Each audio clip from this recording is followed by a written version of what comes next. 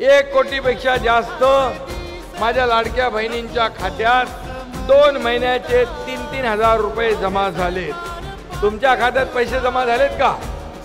तुमच्या खात्यात पैसे जमा झाले तर हात वर करा। किती लोकांचे पैसे जमा झाले?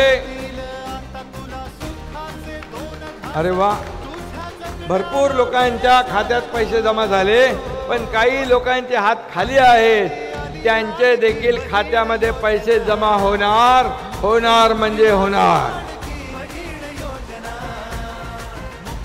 आणि या महिन्यात मिळाले नाही तर पुढच्या महिन्यामध्ये जुलै, ऑगस्ट, सप्टेंबर याचे 3 इन्स्टॉलमेंट तुमच्या खात्यात जमा होतील।